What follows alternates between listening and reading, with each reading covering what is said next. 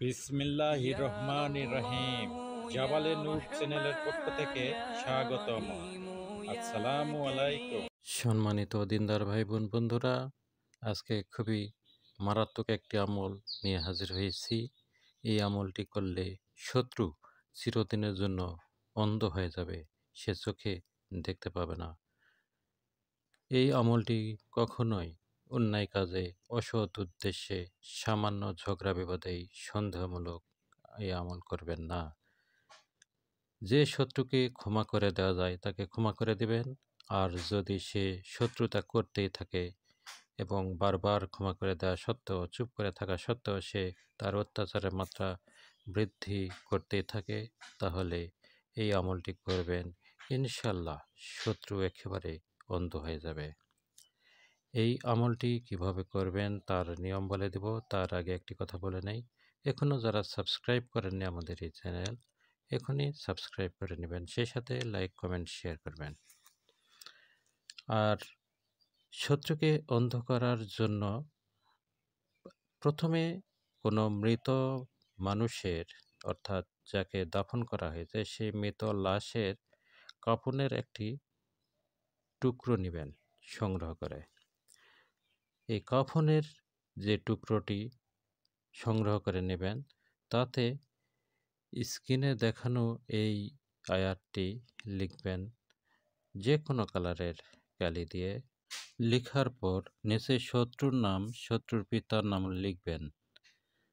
লিখে পুরাতন কোনো কবরের সামান্য কিছু মাটি এনে সেই কাপড়ের উপর রাখবেন, অর্থাৎ যে লাশের কাফনের উপরে এই আয়াতটি লিখেছেন তার উপরে পুরাতন কবরের কিছু মাটি এনে রাখবেন।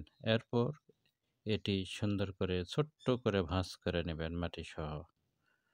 এটি ভাঁজ করার পর একটি পুঁটলি বানাবেন এবং এটি পুরাতন কোনো দেওয়ালের নিচে রাখবেন। পুরাতন দেওয়াল বলতে যে দেওয়াল অনেক আগের তৈরি হয়েছে সেই রকম একটি দেওয়ালের পাশে অনেক গর্ত খুঁড়ে সেখানে রেখে দিবেন।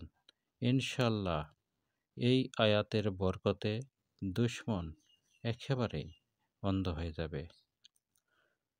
কিতাবে এভাবে উল্লেখ রয়েছে, কিন্তু অন্যায়ভাবে কাহারও উপর অনিষ্ট করা উচিত নয়।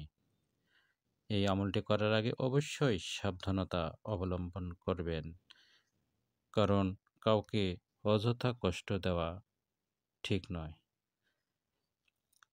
আমাদের প্রকাশিত জাবালে নূর চ্যানেল থেকে প্রকাশিত হয়েছে শত্রু ধ্বংসের ভয়ঙ্কর আমল প্রথম খণ্ড, 1 ঘন্টায় প্রেমিকা হাজির প্রথম খণ্ড এবং সূরা লাহাব দিয়ে শত্রু ধ্বংস, এই 3টি কিতাব সংগ্রহ করতে চাইলে আমাদের সাথে যোগাযোগ করুন।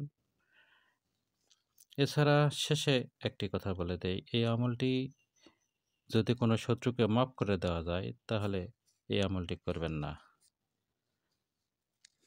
অনেক পুরাতন একটি কিতাব থেকে এই আমলটি আজকে দিলাম। আশা করি যখন আপনারা এই আমলটি করবেন অনেক বুঝে শুনে করবেন।